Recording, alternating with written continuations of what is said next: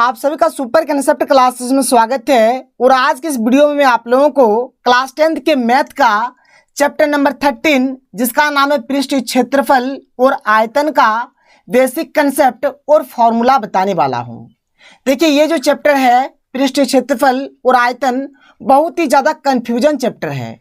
तो यहाँ पर मैं आपको इसका जो भी बेसिक कंसेप्ट होगा कि किस प्रकार से आप लोग क्वेश्चंस को बनाएंगे, हर एक चीज़ के बारे में बताने वाला हूँ, जो जो इम्पोर्टेंट चीज़ है। और अगर इस साल के सिलेबस को अगर देखा जाए तो जो आपका चैप्टर नंबर 13 है इसमें आपको पढ़ना है 13.1, 13.2 और 13.3। आपको 13.4 यानी जो आपका छिन्नक वाला है ये आपको नहीं पढ़ना है, ये सिलेबस से हटाया जा चुका है इस साल, ठीक है। तो आपको पढ़ना है 13.1, 13.2 और 13.3। और देखिए एक्चुअल में यहाँ पर जो भी आपका 13.1 होगा, 2 होगा, 3 होगा, इसका जो भी बेसिक कंसेप्ट है, जो बेसिक फॉर्मूला है, हर एक चीज़ के ऊपर डिस्कस करेंगे। यहाँ पर मैं आपको बताऊंगा कि आपको क्वेश्चंस को किस प्रकार से बनाना है, कैसे सोचना है, कैसे हर एक चीज़ करना है, तो आपको बिल्कुल भी टेंशन नहीं लेना है। और देखिए यहाँ पर हम लोग क्या क्या पढ़ते हैं, तो यहाँ पर हम लोग घन के बारे में पढ़ते हैं, घनाभ के बारे में पढ़ते हैं, बेलन के बारे में पढ़ते हैं, शंकु के बारे में पढ़ते हैं, गोला और अर्धगोला के बारे में पढ़ते हैं। तो देखिए सर, यहाँ पर एक्चुअली हम लोग करेंगे क्या, घन और घनाभ को हम लोग एक साथ समझेंगे क्योंकि दोनों थोड़ा बहुत रिलेट करता है। बेलन और शंकु को एक साथ पढ़ेंगे और गोला और अर्धगोला को एक साथ पढ़ेंगे और एक एक करके हर एक चीज को बहुत ही सिंपल तरीके से और इजी तरीके से डिस्कस करेंगे। तो सबसे पहले यहाँ पर कुछ इंपॉर्टेंट पॉइंट्स है, आप लोग देख लीजिए। जैसे कि अगर वक्र पृष्ठीय क्षेत्रफल बोला जाए या फिर पार्श्व पृष्ठीय क्षेत्रफल बोला जाए तो दोनों का ये जो मतलब है एक ही होता है। वक्र पृष्ठीय क्षेत्रफल बोलिए या फिर पार्श्व पृष्ठीय क्षेत्रफल बोलिए, दोनों का मतलब एक ही होता है, ठीक है सर। आगे देखिए, जो हमारा कुल पृष्ठीय क्षेत्रफल है और जो संपूर्ण पृष्ठीय क्षेत्रफल है, इन दोनों का मतलब क्या होता है, एक ही होता है। कुल पृष्ठीय क्षेत्रफल बोलिए या फिर संपूर्ण पृष्ठीय क्षेत्रफल बोलिए, दोनों का मतलब क्या होता है, एक ही होता है। अब आप लोग धारिता बोलिए या फिर आयतन बोलिए, इन दोनों का मतलब एक ही होता है। कभी भी क्वेश्चन में अगर बोला जाएगा कि कोई एक बर्तन दिया गया है, उसका आप लोग धारिता निकालिए, तो आप डायरेक्ट उसका आयतन निकाल दीजिए, आपका काम बन जाएगा। धारिता बोला जाए या फिर आयतन बोला जाए, धारिता और आयतन का मतलब क्या होता है, एक ही होता है। तो यहाँ पर ये जो इंपॉर्टेंट पॉइंट्स है इसको आपको जानना पड़ेगा। वक्र पृष्ठीय क्षेत्रफल और पार्श्व पृष्ठीय क्षेत्रफल माने एक ही होता है। कुल पृष्ठीय क्षेत्रफल और संपूर्ण पृष्ठीय क्षेत्रफल माने एक ही होता है। धारिता और आयतन माने एक ही होता है। कोई प्रॉब्लम, कोई इशू नहीं है। आगे चलिए, आगे देखिए और बातों को समझिए हर एक चीज को। अब देखिए यहाँ पर थोड़ा सा हम लोग व्यास और त्रिज्या के बारे में जान लेते हैं। व्यास को हम लोग डी बोलते हैं और त्रिज्या को हम लोग आर बोलते हैं, ठीक है। तो यहाँ पे देखिए आर बराबर होता है डी बटा 2, यानी कि त्रिज्या बराबर होता है व्यास बटा 2। बहुत ही सिंपल सा छोटा सा फॉर्मूला है, आप लोग इसको छोटे से पढ़ते हुए आ रहे हैं। तो आर बराबर क्या हो जाएगा, डी बटा 2 हो जाएगा, नोट डाउन कर लीजिए। और यहाँ से हम लोग बोलेंगे डी बराबर क्या हो जाएगा, 2r हो जाएगा। एक्चुअली में 2 × r बोलिए, 2 गुना r बोलिए, ठीक है। तो डी बराबर 2r, यानी डी यानी कि व्यास, तो व्यास बराबर हो जाएगा 2 गुने त्रिज्या और त्रिज्या बराबर हो जाएगा व्यास बटे 2। तो इन दोनों फॉर्मूला को आप अपने कॉपी में नोट डाउन करिए, बहुत ही इंपॉर्टेंट और अच्छा फॉर्मूला है। आगे चलिए, अब ये जो पेज है ना बहुत ही लाजवाब और इंपॉर्टेंट पेज है, इसको समझिए आप अच्छे तरीके से। देखिए यहाँ पर r माने होता है त्रिज्या, नोट कर लीजिएगा। d माने होता है व्यास, h माने होता है ऊंचाई, l माने होता है लंबाई, a माने होता है भुजा। देखिए शंकु, जो आपका शंकु जब आप लोग पढ़ेंगे तो शंकु में भी आपको l देखने को मिलेगा, तो वहां पर l का मतलब हो जाएगा तिर्यक ऊंचाई। अभी मैं आपको आगे बताऊंगा। और जब आप लोग घनाभ पढ़ेंगे तो घनाभ में l माने आपको मिलेगा लंबाई और शंकु में l माने हो जाएगा तिर्यक ऊंचाई। मतलब अगर आप लोग शंकु पढ़ रहे हैं तो अगर l दिया हुआ है तो उसका माने तिर्यक ऊंचाई हो गया। अगर आप लोग घनाभ पढ़ रहे हैं, अगर वहां पर आपको अगर l देखने को मिल रहा है तो आपका लंबाई हो जाएगा, ठीक है सर। इस बात का आप लोग ध्यान रखिएगा। देखिए यहाँ पर बहुत ही ज्यादा कंफ्यूजन होता है। मान के चलिए क्वेश्चन में आपको मतलब जो क्वेश्चन दिया रहा है मीटर में दिया रहा है, ठीक है, किसमें, मीटर में। तो जो आपका परिमाप होगा, जब आप लोग परिमाप को निकालेंगे, जो आपका फाइनल आंसर आएगा वो आपका मीटर में ही होगा। अगर क्षेत्रफल निकालने के लिए बोला जाए, चाहे वक्र पृष्ठीय क्षेत्रफल हो या फिर कुल पृष्ठीय क्षेत्रफल हो, तो अगर मीटर दिया रहेगा तो मीटर की जगह पर हम लोग फाइनल जो आंसर होगा क्या लिखेंगे, मीटर स्क्वायर लिखेंगे। इस बात का आप लोग ध्यान रखिएगा। आयतन या फिर धारिता रहे तो मीटर क्यूब लिखेंगे, उसी प्रकार से सेंटीमीटर रहेगा तो परिमाप में सेंटीमीटर लिखेंगे, क्षेत्रफल में सेंटीमीटर स्क्वायर लिखेंगे और आयतन में सेंटीमीटर क्यूब लिखेंगे। तो कुछ इस प्रकार से आपको करना है। इस बात को आप अपने खोपड़ी में, आप अपने कॉपी में हर एक चीज को उतार लीजिए, अच्छे तरीके से समझ लीजिए। बात क्लियर। आगे चलिए, आगे समझिए। अब यहां पर सबसे पहले हम लोग बात करते हैं घन के ऊपर। देखिए सर, घन जो होता है ना, एक्चुअल में 3D फिगर है, 3D आकृति होगा किसका, तो वर्ग का। ठीक है, जो घन होता है, घन हमारा वर्ग से मिलकर बनता है, घन जो होता है वह वर्ग से बनता है। तो यहाँ पर हमें घन में मात्र 3 फॉर्मूला याद रखना है, और घन का जो आकृति होता है कुछ इस प्रकार से होता है, एक्चुअल में वर्ग से बनता है, मतलब यहाँ पर एक हमारा वर्ग रहेगा, यहाँ पर हमारा एक वर्ग रहेगा, इसको आप इस प्रकार सटा दीजिए, इसको आप ऐसे सटा दीजिए, इसको आप ऐसे सटाइए, इसको आप ऐसे सटाइए, तो आपका ये घन बन गया। तो घन कुछ इस प्रकार से होता है, याद रखिएगा। घनाभ जो होता है, घनाभ जो है, घनाभ एक 3D आकृति है, और वह किसका होता है, तो आयत का होता है। आयत में क्या होता है सर, लंबाई चौड़ाई होता है, और कुछ इस प्रकार से आयत होता है, मतलब ये वाला समान होता है, और ये वाला समान होता है। इस बात का आपको यहाँ पर ध्यान रखना है। ठीक है, अब देखिए अगर यहाँ पर अगर हम लोग बनाएंगे तो कैसे बनाएंगे यहाँ पर घनाभ को, तो ये घनाभ हमारा कुछ इस प्रकार से बन जाएगा, देख लीजिए। ठीक है, तो ऐसे हमारा हो जाएगा घनाभ। अभी मैं आपको आगे घनाभ के बारे में भी बताऊंगा। तो चलिए यहाँ पर घन का जो 3 जो फॉर्मूला होने वाला है, एक एक करके डिस्कस करते हैं। तो देखिए घन का जो पहला फॉर्मूला है, घन का वक्र पृष्ठीय क्षेत्रफल। अब वक्र पृष्ठीय क्षेत्रफल बोलिए या फिर पार्श्व पृष्ठीय क्षेत्रफल बोलिए, दोनों का मतलब एक ही होता है, और इसका फॉर्मूला हो जाएगा 4a²। आप इसको अपनी कॉपी में नोट डाउन करिए। घन का वक्र पृष्ठीय क्षेत्रफल हो जाएगा 4a², और घन का कुल पृष्ठीय क्षेत्रफल हो जाएगा 6a²। इसको भी आप अपनी कॉपी में लिखिए। ये हो जाएगा 4a², और ये हो जाएगा 6a², और घन का आयतन हो जाएगा aq, यानी कि a के माथा में 3, जहां a हमारा क्या है सर, तो a माने हो गया भुजा। a माने क्या हो जाएगा, भुजा हो जाएगा। ठीक है, कोई प्रॉब्लम नहीं। घन का वक्र पृष्ठीय क्षेत्रफल हो जाएगा 4a², घन का कुल पृष्ठीय क्षेत्रफल हो जाएगा 6a², और घन का आयतन हो जाएगा aq। चलिए सर फटाफट नोट करिए, आगे चलते हैं अब घनाभ में। तो देखिए ये रहा हमारा घनाभ, और जैसे कि अभी मैंने आपको बताया घनाभ जो है, घनाभ एक 3D आकृति है, किसका है, तो आयत का है। ठीक है, आयत का है। तो घनाभ कुछ इस प्रकार से बनता है, देख लीजिए। घनाभ में भी हम लोग 3 फॉर्मूला देखेंगे, घनाभ का वक्र पृष्ठीय क्षेत्रफल, घनाभ का कुल पृष्ठीय क्षेत्रफल, और घनाभ का आयतन। तो चलिए देखिए एक एक करके बात समझिए। तो घनाभ का जो वक्र पृष्ठीय क्षेत्रफल होता है, इसका जो फॉर्मूला होता है, ये होता है 2 × L + B × H। ये होता है इसका फॉर्मूला 2 × L + B × H।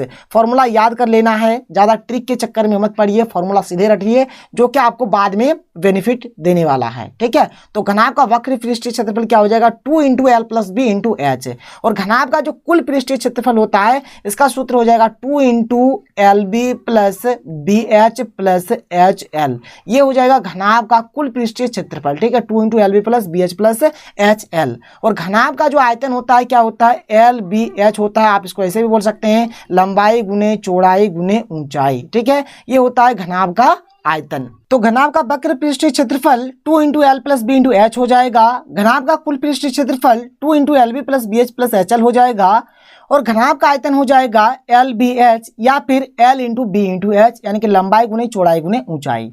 देखिए यहाँ पर हम लोग बोल सकते हैं, जहां L माने हो जाएगा लंबाई, बात को याद रखिएगा। ठीक है, B माने हो जाएगा हमारा चौड़ाई, B माने क्या हो जाएगा, B माने चौड़ाई हो जाएगा, और H माने हो जाएगा ऊंचाई। फटाफट नोट डाउन कर लीजिए सर, आगे चलते हैं, आगे समझते हैं। आगे देखिए, आगे हमारे पास है यहाँ पर बेलन और शंकु। देखिए बेलन और शंकु का हम लोग एक साथ दोनों को समझते हैं। देखिए दोनों में थोड़ा बहुत अंतर है, ऐसे अंतर तो पूरा पूरी है, लेकिन बात को समझिए, यहाँ पर हम लोग थोड़ा समझते हैं। देखिए अब बेलन हमारा कुछ इस प्रकार से होता है, शंकु हमारा कुछ इस प्रकार से होता है। मतलब समझिए कि आइसक्रीम तो आपने खाया होगा, आइसक्रीम आपका शंकु हो गया, और ये आपका हो गया बेलन। तो यहाँ पर ये हमारा केंद्र हो गया, और केंद्र से यहाँ तक का जो डिस्टेंस होगा, इसको हम लोग बोलते हैं त्रिज्या, जिसको हम लोग R से सूचित करेंगे। उसी प्रकार से ये तो हमारा केंद्र है, यहाँ से लेकर यहाँ तक का जो डिस्टेंस होगा, इसको हम लोग बोलेंगे R, यानी कि त्रिज्या। अब देखिए सर, यहाँ से लेकर यहाँ तक ये जो लाइन है, इसको हम लोग क्या बोलेंगे, ऊंचाई बोलेंगे, H बोलेंगे। माने यहाँ से लेकर यहाँ तक जो हो जाएगा, इसको हम लोग क्या बोलेंगे, H बोलेंगे। तो सिंपल से हम लोग इसको क्या बोल सकते हैं, इस प्रकार से दे देंगे, और इसको हम लोग H बोलेंगे, यानी कि ऊंचाई हो जाएगा। उसी प्रकार से शंकु में देखिए, यहाँ से लेकर यहाँ तक का जो डिस्टेंस होगा, इसको हम लोग R बोलेंगे, और यहाँ से लेकर यहाँ तक का जो ये डिस्टेंस होगा, मतलब इस प्रकार से, इसको हम लोग क्या बोलेंगे, ऊंचाई H बोलेंगे। अब देखिए यहाँ पर ये वाला जो मिल रहा है ना, ये वाला जो मिल रहा है, इस बात को समझिए, इस लाइन को समझिए। ठीक है, ये लाइन जो हो जाएगा, इसी लाइन को बोला जाता है L। क्या बोला जाता है, L बोला जाता है, जिसको हम लोग बोलते हैं तिर्यक ऊंचाई। मतलब यहाँ पर ये जो L है, इस L को क्या बोलेंगे, L माने हो जाएगा यहाँ पर तिर्यक ऊंचाई। क्या हो जाएगा, तिर्यक ऊंचाई। अगर आप लोग इस चीज को थोड़े अच्छे तरीके से देखेंगे, अगर मैं इसको थोड़ा उल्टा करके अच्छे तरीके से अगर बना दूंगा ना, तो यहाँ पर ये आपका एक समकोण त्रिभुज बन रहा है। अगर आप लोग इस चीज को देखेंगे, थोड़ा मैं इसको उल्टा करके इस प्रकार से अगर बना दूं, ठीक है, शंकु को अगर मैं उल्टा करके छापूं, शंकु मतलब कुछ शंकु को अगर हम लोग इस प्रकार से अगर हम लोग यहाँ पर छाप दें, मन ऊपर में अगर हमारा ऐसा रहे, ठीक है, और ये वाला अगर हम लोग इस प्रकार से अगर दे दें इसको, ठीक है, देख लीजिए आप अच्छे तरीके से यहाँ पर ये रहेगा अगर हमारा, ठीक है, बात को समझिए एकदम अच्छे तरीके से समझ लीजिए हर चीज को, ठीक है। और यहाँ पर अगर हम लोग ऐसे दे दें तो ये तो हमारे क्या था, तो ये हमारा क्या था, ये जो ऊंचा वाला था ये हमारा एच था, ये वाला जो ये हमारा क्या है आर है, ये वाला हमारा क्या हो जाएगा एल हो जाएगा। तब साफ साफ देख लीजिए यहाँ पर एक समकोण त्रिभुज बन रहा है, जहाँ पर ये हमारा कर्ण है, ये हमारा लंब है और ये हमारा क्या है आधार है। तो यहाँ से हम लोग आसानी से पाइथागोरस का प्रमेय लगा सकते हैं। और पाइथागोरस का प्रमेय क्या होता है सर, आप जानते होंगे, कर्ण का स्क्वायर बराबर, पहले आप लंब लिखिए या फिर आधार लिखिए, कोई मतलब नहीं है। अगर आपको लंब लिखना है तो लंब लिखिए तो लंब का स्क्वायर जोड़ आधार का स्क्वायर, या फिर आप यहाँ पर पहले आधार स्क्वायर प्लस लंब स्क्वायर भी लिख सकते थे, कोई दिक्कत नहीं था। तो कर्ण यहाँ पर एल है तो एल स्क्वायर बराबर क्या हो जाएगा, लंब है एच तो एच का स्क्वायर प्लस आर का स्क्वायर। तो ये हो जाएगा हमारे यहाँ से फॉर्मूला मिल जाएगा, जो कि आप लोग देख सकते हैं यहाँ पर जो शंकुशी है यहाँ पर हमारा निकल रहा है। अब देखिए बेलन और शंकु में मतलब बहुत सारे बच्चे कंफ्यूजन में आ जाते हैं। देखिए यहाँ पर कंफ्यूजन नहीं होना है। एक्चुअल में अगर देखा जाए, जैसे कि अभी मैंने आपको बताया, जो हमारा बेलन होगा ना बेलन, तो बेलन में हमारा क्या होता है, सिर्फ बेलन में हमारा एच होता है और शंकु में हमारा एल होता है। बेलन में हमारा एल नहीं होता है, इस बात का आप लोग ध्यान रखिएगा, बेलन में एल नहीं होता है। तो बेलन का जो फॉर्मूला होगा उसमें एल देखने को नहीं मिलेगा, इस बात का केवल आपको ध्यान रखना है। चलिए आगे चलते हैं, फॉर्मूला में आते हैं, समझ में आ जाएगा। देखिए यहाँ पर मैंने एक साइड में बेलन लिखा है, एक साइड में शंकु लिखा है। पहले बेलन का वक्र पृष्ठ क्षेत्रफल अगर आप लोग देखेंगे तो ये होता है 2 पाई आर एच, ठीक है। एक्चुअल में बेलन कैसे होता है, बेलन में ऊपर में भी एक रहता है, नीचे में भी एक रहता है। यही बात समझिए कि यहाँ पर भी एक है, यहाँ पर भी एक है, इसलिए 2 पाई आर एच। अगर शंकु का बात किया जाए तो शंकु हमारा ऐसे होता है, तो शंकु में मात्र एक ही होता है, इसलिए यहाँ पर 2 नहीं रहा, ठीक है। और यहाँ पर देखिए शंकु में हमारा एल होता है, इसलिए यहाँ पर एच की जगह पे क्या आ गया, एल आ गया। ऐसे आप लोग याद रख सकते हैं। अब बेलन का जो कुल पृष्ठीय क्षेत्रफल होगा, यहाँ पर हम लोग लिखते हैं 2 pi R into R plus H, ठीक है। तो यहाँ पर 2 है, यहाँ पर 2 होगा नहीं, और जैसे यहाँ पर पाई आर है और आर प्लस एच है, तो यहाँ पर भी पाई आर और आर तक लिखेंगे और एच की जगह पर केवल केवल हम लोग क्या लिख देंगे, एल लिख देंगे। क्या लिख देंगे, एल लिख देंगे। बात समझ में आ रहा है। और बेलन का अगर आयतन यानी कि अगर बेलन का धारिता देखा जाए तो क्या हो जाएगा, पाई आर स्क्वायर एच हो जाएगा। और शंकु का जो आयतन होता है ना बेलन का क्या है, 1/3 भाग है, तो 1/3 पाई आर स्क्वायर एच हो जाएगा। इस चीज को आप ऐसे अच्छे तरीके से समझ सकते हैं, जैसे मान के चलिए अगर हमारा एक या क्या है बेलन है और यहाँ पर अगर हम लोग शंकु अगर इस प्रकार से यहाँ पर अगर हम लोग बना दें, ठीक है, तो इससे आप एकदम अच्छे तरीके से हर चीज को समझ पाएंगे क्या होगा क्या नहीं होगा। तो यहाँ पर क्या हो जाएगा, 3 भाग का 1 भाग यहाँ पर हो जाएगा, ठीक है। मतलब यहाँ पर 3 ठो मिलेगा, देखिए 1 ठो शंकु, 2 ठो शंकु, 3 ठो शंकु, कुछ इस प्रकार से 3 ठो शंकु मिलेगा। तो शंकु का जो आयतन हो जाएगा 1/3 पाई आर स्क्वायर एच हो जाएगा। बात क्लियर हुआ। यहाँ पर मैं आपको थोड़ा सा और एक बार समझा देता हूँ, जैसे कि ये हमारा क्या हो गया, बेलन हो गया। तो यहाँ पर अगर हम लोग शंकु को बनाएंगे ना, तो शंकु कुछ हमारे यहाँ पर इस प्रकार से बनेगा। देखिए यहाँ पर 3 ठो शंकु बन रहा है, 3 ठो शंकु बन रहा है, यहाँ पर 1 ठो, यहाँ पर 1 ठो, यहाँ पर 1 ठो, तो 1 2 3, इसलिए यहाँ पर 1/3 पाई आर स्क्वायर एच हो जाएगा, ठीक है। बात बहुत ही सिंपल है, देख लीजिए और एक बार समझिए। यहाँ पर 2 है, इसमें 2 नहीं होगा, यहाँ पर भी 2 है, इसमें 2 नहीं होगा, क्लियर। यहाँ पर h है तो h की जगह पे l, यहाँ पर भी h है तो h की जगह पे l। ये पाई आर स्क्वायर h है तो ये 1/3 पाई आर स्क्वायर हो जाएगा, मतलब ये इसका 1/3 भाग है, ठीक है। बात क्लियर। बेलन और शंकु में किसी भी प्रकार का कोई प्रॉब्लम नहीं है। आगे चलिए, आगे देखिए। अब आगे बात करते हैं गोला और अर्धगोला के ऊपर। तो ये जो आप लोग देख पा रहे हैं ये हमारा गोला हो गया, ये जो आप लोग देख पा रहे हैं ये अर्धगोला हो गया, मतलब एक्चुअल में बोला जाए कटोरा, कटोरा, ठीक है, डूबी, डूबी, ठीक है, डूबी, जिसमें आप लोग नहीं बाटी जिसको बोलते हैं, बाटी, डूबी, कटोरा, जो भी बोलिए, माने जो कटोरा होता है घर में आप लोग देखे होंगे कुछ इस प्रकार से कटोरा होता है, इसको हम लोग बोलेंगे अर्धगोला, क्योंकि अर्धगोले के आकार का होता है। और गोला आप अपना फुटबॉल ले लीजिए, गेंद ले लीजिए, जिसमें आप लोग क्रिकेट या फिर फुटबॉल वगैरह खेलते हैं, तो आपका गोला हो जाएगा और ये आपका अर्धगोला हो गया। उसी प्रकार से यहाँ पर केंद्र है, यहाँ से लेकर यहाँ तक हमारा क्या हो जाएगा, त्रिज्या आर हो जाएगा। उसी प्रकार से यहाँ से लेकर यहाँ तक हमारा क्या हो जाएगा, हमारा त्रिज्या आर हो जाएगा। बात क्लियर, कोई प्रॉब्लम नहीं है। अब बात को समझिए, चलिए इसके फॉर्मूले में आते हैं। तो गोला का अगर आप लोग फॉर्मूला देखेंगे तो गोला का जो वक्र पृष्ठ क्षेत्रफल होता है और गोला का जो कुल पृष्ठ क्षेत्रफल होता है दोनों एक ही होता है, 4 पाई आर स्क्वायर, ये भी 4 पाई आर स्क्वायर। और गोला का जो आयतन होता है 4/3 पाई आर क्यू होता है, नोट करिए 4/3 पाई आर क्यू। तो गोला वाला तो क्लियर हो गया सर, कोई दिक्कत नहीं है। गोला का वक्र पृष्ठ क्षेत्रफल पाई आर स्क्वायर, गोला का कुल पृष्ठ क्षेत्रफल ये भी पाई आर स्क्वायर, गोला का आयतन 4/3 पाई आर क्यू, ठीक है। अगर बात किया जाए अर्धगोले का, अर्धगोले का अगर हम लोग बात करेंगे, देखिए गोले का वक्र पृष्ठ क्षेत्रफल 4 पाई आर स्क्वायर है, तो इसका वक्र पृष्ठ क्षेत्रफल निकालेंगे तो क्या करेंगे, 2 से भागा दे देंगे, 2 के 2, 2 दूनी 4, 2 पाई आर स्क्वायर, तो 2 पाई आर स्क्वायर, ये तो क्लियर हो गया। लेकिन यहाँ पर देखिए जो हमारा अर्धगोले का जो कुल पृष्ठ क्षेत्रफल होता है ये क्या हो जाएगा, 3 पाई आर स्क्वायर हो जाएगा। तो कैसे क्या होता है इस बात को आप लोग समझ लीजिए। तो देखिए जैसे यहाँ पर गोले का अगर कुल पृष्ठीय क्षेत्रफल अगर देखा जाए तो क्या होता है 4 पाई आर स्क्वायर होता है। तो कुल पृष्ठीय क्षेत्रफल इसके अकॉर्डिंग अगर 2 से भागा देंगे तो यहाँ से क्या मिलेगा 2 पाई आर स्क्वायर मिलेगा। और यहाँ पर 2 पाई आर स्क्वायर के साथ साथ अगर आप लोग इस चित्र को ध्यान से देखेंगे, देखिए यहाँ पर ये वाला भी तो आ रहा है ना, तो यहाँ पर क्या है अर्धगोले का आधार है और आधार यानी वृत्त का काम कर रहा है। तो वृत्त का क्षेत्रफल होता है पाई आर स्क्वायर। तो यहाँ से लेकर यहाँ तक हमारे कितना था 2 पाई आर स्क्वायर था और ये आ गया पाई आर स्क्वायर, क्योंकि आधा था 2 पाई आर स्क्वायर और ये पाई आर स्क्वायर, तो 2 पाई आर स्क्वायर और यहाँ पर 1 पाई आर स्क्वायर, तो टोटल मिलाकर कितना हो जाएगा 3 पाई आर स्क्वायर। इसलिए हम लोगों ने यहाँ पर अर्धगोले का जो कुल पृष्ठीय क्षेत्रफल है इसको हम लोगों ने 3 पाई आर स्क्वायर लिख दिया है, यानी कि 3 पाई आर स्क्वायर लिख दिया है। बात को समझ लीजिए, यहाँ से कोई दिक्कत नहीं है। अब गोले का जो आयतन है 4/3 पाई आर क्यू है, तो अर्धगोले का क्या हो जाएगा 2 से भागा दे दीजिए, तो 2 से भागा देने का मतलब क्या है 2 यहाँ पर कट जाएगा, ये तो क्या हो जाएगा 2/3 और यहाँ पर पाई आर क्यू, तो इसलिए हमने लिख दिया 2/3 पाई आर क्यू। तो इस प्रकार से आप लोग फॉर्मूला को याद रखेंगे, बहुत ही सिंपल है। तो ये रहा इसका कुछ बेसिक कंसेप्ट जो आपको जानना चाहिए, जो कि आपने जाना।